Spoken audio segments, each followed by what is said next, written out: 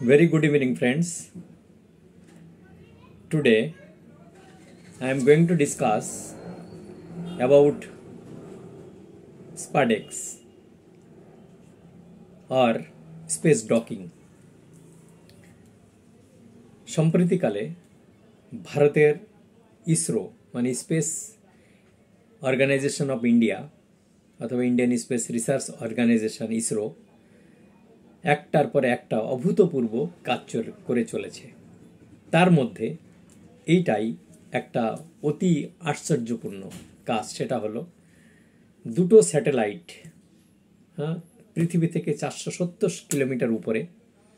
আগে একটা স্যাটেলাইট গেছিল, তার নাম ছিল SDX-01, যেটাকে ক্যাসার বলে। পরে যেটা গেছে SDX-02, যাকে বলা হয় টার্গেট। এই SDX-02টা 30 ডিসেম্বর 2024 মানে আজ থেকে 17 দিন আগে এটাকে লঞ্চ করা হয়েছিল। এবং আমাদের ইসরোরা বিজ্ঞানীরা বলেছিলেন যে হয়তো এটা 7 তারিখে মানে 7ই জানুয়ারি, আজ থেকে 10 দিন আগে এটা আমরা জয়েন করে দেব। কিন্তু কিছু ত্রুটি থাকতেই পারে, মানুষ মাত্রই ত্রুটি, এবং ত্রুটি থেকেই সংশোধন করা হয়। ভুল সংশোধন করে মানুষ শেখারে পৌঁছায়। তাই সেই ত্রুটি সংশোধন করতে করতে আরও 4-5 দিন 6 দিন লেগে গেছে। পরে 2 দিন টাইম দিয়েছিল 9 তারিখে, সেটাও ফেল হয়ে গেল। পরবর্তীকালে গতকাল রাত অর্থাৎ 16 তারিখে রাত 2টোর সময়, মানে এই যে রাত গেছে রাত 2টোর সময়, সকাল 2টো আর কি, সেই মিশনটা সাকসেস হলো। দুটো স্যাটেলাইট একসাথে জুড়ে দেওয়া হলো। এই পুরো প্রসেসটাকে বলা হয় স্যাটেলাইট ডকিং।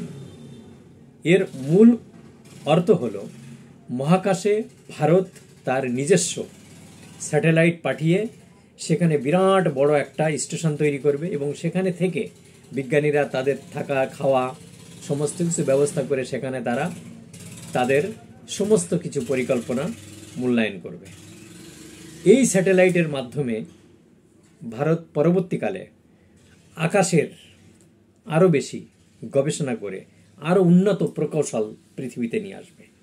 পৃথিবীতে মাত্র 4টে দেশ আগে করেছিল, রাশিয়া, তারপরে আমেরিকা, পরে করেছে চীন, এবং গতকাল রাত্রে অর্থাৎ এই রাত্রে সাকসেস করলো ভারত। পৃথিবীর 4টে দেশ যাদের কাছে স্পাডেক্স টেকনোলজি রয়েছে।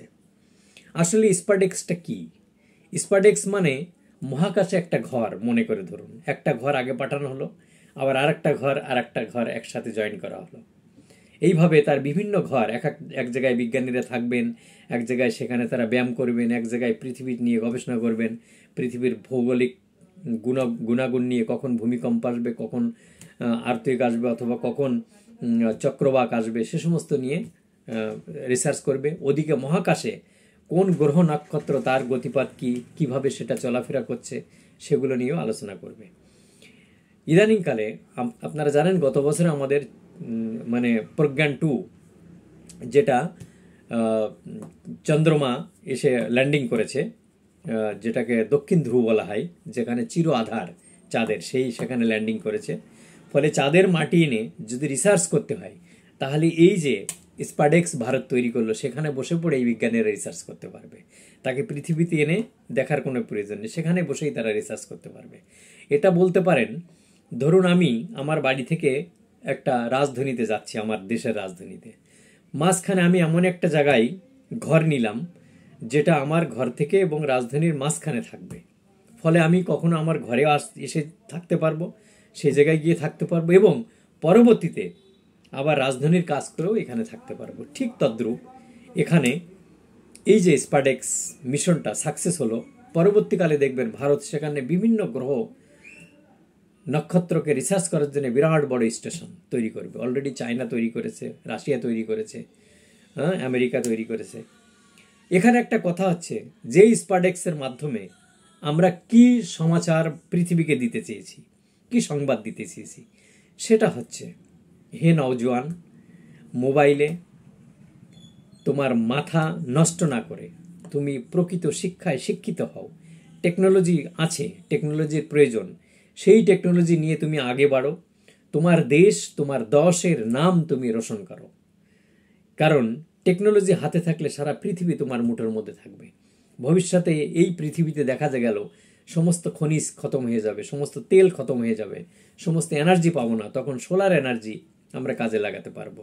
এবং মহাকাশ থেকেও সোলার এনার্জি আরও বেশি তীব্রতা, সেখান থেকে সেই এনার্জি এনেও আমরা পৃথিবীতে বিভিন্ন রকম তার মূল্যায়ন করতে পারবো, বিভিন্ন রিসার্চ পারপাস। আমি তাই বলতে চাই, যে দেশে শিক্ষা ব্যবস্থায় গুণবত্তা রয়েছে সে দেশের বিজ্ঞানীরা সারা পৃথিবীর বুকে তাদের নাম রোশন করছে। ভারত ঠিক তাই। ভারত এক সময় ছিল সেই বৈদিক যুগে, আর এখন আবার ঠিক সেই পর্যায়ে পৌঁছে যাচ্ছে। আমি এই জন্য আমার ভারতের যত ইসরোর বিজ্ঞানী আছে তাদেরকে আমি ধন্যবাদ জানাই, আমি তাদেরকে নমস্কার জানাই, প্রণাম জানাই এবং স্যালুট জানাই। আর সেই সাথে 140 কোটি ভারতীয় আমরা গর্বের দিন যে এত বড় একটা মিশন ভারত সাকসেস করেছে। এবং ভারতের যত এখনকার দিনে যত টেকনোলজি দিনকা দিন সেটা ধীরে ধীরে ধীরে ধীরে বৈশ্বিক মানচিত্রে একটা বিশাল আকার ধারণ করেছে।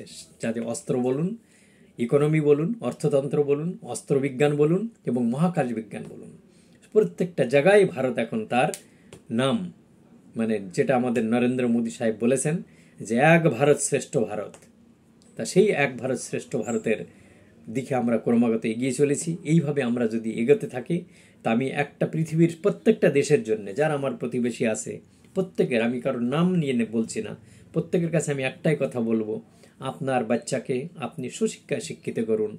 শিক্ষায় যদি মানদণ্ড থাকে, শিক্ষায় যদি প্রকৃতপক্ষে প্রাণ থাকে, তাহলে আপনার বাচ্চা বিজ্ঞানী হতে কেউ রুখতে পারবে না, আপনার বাচ্চাকে আগে আসতে কেউ বাধা দিতে পারবে না। এই জন্য শিক্ষার নামে যদি প্রহসন দেওয়া হয় তাহলে দেখুন যেখানে শিক্ষায় জিহাদ ঢুকেছে, যেখানে শিক্ষায় দুর্নীতি ঢুকেছে সে দেশ শেষ। যেমন পাকিস্তান, আফগানিস্তান, ইরান, তুরস্ক, সিরিয়া, মিশর, কায়রো, জর্ডান সব বিধ্বংস হয়ে গেছে। পুরো মধ্যপ্রাচ্য সমস্ত কিছুই সেখানে বিধ্বংস হয়ে গেছে। শুধু তেল আছে, তেল বেচে খাচ্ছে, কিন্তু সে দেশে কোনো বিজ্ঞান নেই, কোনো ভালো ইউনিভার্সিটি নেই। আজ ভারতের টপ পৃথিবীতে 100টা যদি ইউনিভার্সিটি থাকে তার মধ্যে ভারতের কমসে কম 15 থেকে 16টা ইউনিভার্সিটি 100-র মধ্যে চলে এসেছে। তাহলে আমাদের শিক্ষার মান বেড়েছে, তাই আমরা এত জ্ঞান বিজ্ঞানে প্রযুক্তিতে ধীরে ধীরে এগিয়ে আসছি। থাকলো কথা আপনার সন্তানকে কিভাবে শিক্ষা দেবেন, সেটা ছোটবেলা থেকে তার মনের ভিতরে জেহাদ না শিখিয়ে, তাকে ধর্মের গোড়ামি না শিখিয়ে, তাকে প্রকৃত একটা মানুষ করার জন্য তাকে তৈরি করুন। প্রকৃত মানুষ যদি হয় তখন ধর্ম তাকে বাঁধতে পারবে না। ধর্মরা থাকা দরকার, ধর্ম মানুষকে শান্তি দেই, প্রেরণা দেই, সুখ দেই, সমৃদ্ধি দেই, কিন্তু ধর্ম ধারণ করে যদি বিজ্ঞানকে চর্চা করা হয় তাহলে কিন্তু সে মানুষ আরও বেশি প্রখর হবে। এই জন্যে আপনার ভেতরে ধর্ম থাকুক, সেটা আপনার মান সম্মান। আমি কোনো ধর্মকে বড় কোনো ছোট করে বলছি না, কিন্তু যদি আপনি প্রকৃত মানুষ হয়ে প্রকৃত শিক্ষা সন্তানকে দেন তাহলে কিন্তু সে সন্তান আগে গিয়ে, কে বলেছে বাংলায় বাঙালিরা, বাংলাদেশের বাঙালিরা, ভারতের ভারতীয়রা কি না করতে পারে। এই কারণে আমি সবাইকে বলতে চাই আজ আমাদের গর্বের দিন। ঠিক তদ্রূপ আমার প্রতিবেশী যতগুলো রাষ্ট্র আছে, সে নেপাল বলুন, ভুটান বলুন, বাংলাদেশ বলুন, চীন বলুন, পাকিস্তান বলুন, আফগানিস্তান বলুন, হ্যাঁ, তারপরে লাক্ষাদ্বীপ বলুন, এদিকে আমার হচ্ছে ভুটান, বার্মা বলুন, শ্রীলঙ্কা বলুন, ওকে, প্রত্যেকটা দেশ আমরা চাই আমরা সবাই মিলে একটা রাষ্ট্রপুঞ্জের সৃষ্টি করি, যে রাষ্ট্রপুঞ্জের ভিতরে এরকম বিজ্ঞানী থাকবে, বড় বড় ইতিহাস রচনাকারী সৃষ্টি থাকবে। সবাই মিলে আমরা যেন বলতে পারি এক সময় আমরা এক ভারতের থেকে খণ্ড বিখণ্ড হয়ে আজ আমরা দূরে দূরে চলে গেলেও আমাদের ভিতরে সেই ডিএনএ এখন আছে, আমাদের ভিতরে সেই প্রতিভা এখনো বিদ্যমান রয়েছে।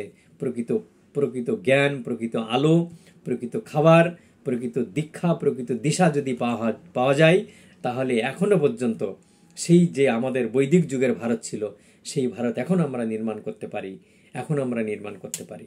তাই ভারতের বিজ্ঞানীরা এটাই করে দেখালো বন্ধুরা।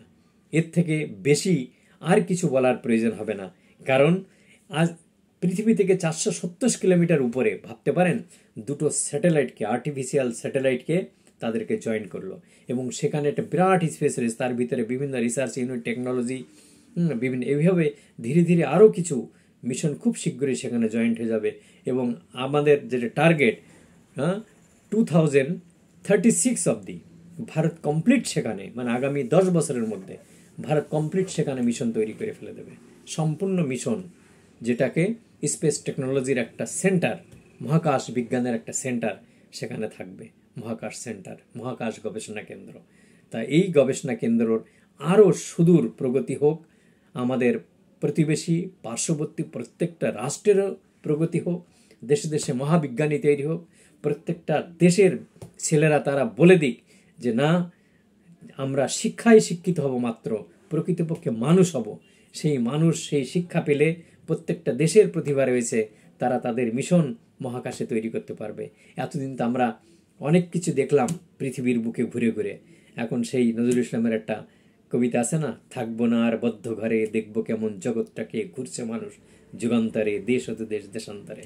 তাই পৃথিবী এখন ঘোরার যুগ, এখন সারা পৃথিবীকে আমরা ঘুরবো, দেখলাম, এবার চলো অন্তরিক্ষে যাই, চলো মহাকাশে যাই, কেমন তারা, কোথায় তারা, কত দূরে, সেখানে কি আছে, আর কোনো প্রাণ আছে কিনা, এক্সোবায়োলজিস্ট, পৃথিবী ছাড়া আর অন্য কোথাও প্রাণ আছে কিনা, সেগুলো আমরা খুঁজে দেখি। তো বন্ধুরা, আমার একটাই স্বপ্ন, আপনার ঘরে সুসন্তান, তাদেরকে শিক্ষা দিন, তাদেরকে অবহেলা করবেন না, তাদেরকে ভালোবাসুন, তাদেরকে জ্ঞানের আলো দিন। প্রকৃত জ্ঞান, প্রকৃত শিক্ষা, প্রকৃত দিশা, প্রকৃত রাস্তা যদি পাই, তাহলে সেই গ্রামের চাষার ছেলেও তারা কিন্তু একদিন মহাকাশে পাড়ি দিতে পারবে। এটাই কিন্তু পৃথিবীর ইতিহাস, আর এটাই কিন্তু একমাত্র ধর্মের কথা আমি বলছি, যেটা মানব হয়ে যদি আমি শ্রেষ্ঠ মানব প্রমাণ না করতে পারি, তাহলে এই জন্মের কোনো ভ্যালু নেই। তাই বলছি বন্ধুরা, সবাই ভালো থাকুন, সবার ঘরে ঘরে এরকম বিজ্ঞানী সৃষ্টি হোক। আজ যেমন ভারতের ইসরো করে দেখালো, আমি চাই বাংলাদেশের, পাকিস্তানের, নেপাল, ভুটান, শ্রীলঙ্কা, মালদ্বীপ, যেখানে যারা যারা আমার প্রতিবেশী আছে, সবাই মিলে তাদের প্রতিভা সৃষ্টি হোক, ঘরে ঘরে বিজ্ঞানী আসুক, ঘরে ঘরে এইভাবে ইসরোর মতো তারা আলোকিত করুক। আমরা এই আশা করি, আমি প্রত্যেকের কাছে এই প্রার্থনা করি, আপনার সন্তানকে শিক্ষা দিন, সবাই আগে আসুন, কেউ বড় কেউ ছোট এটা ভালো লাগে না, সবাই যদি এক লাইনে একসাথে থাকি, কাঁধে কাঁধে মিলিয়ে চলি, হাতে হাত মিলিয়ে চলি, হৃদয়ে হৃদয় মিলিয়ে চলি, তাহলে আমার মনে হয় সেটাকেই বলা হয় প্রকৃত মানব, সেটাকেই বলা হয় প্রকৃত উচ্চ মার্গের মানুষ। ধন্যবাদ বন্ধুরা, নমস্কার, ধন্যবাদ।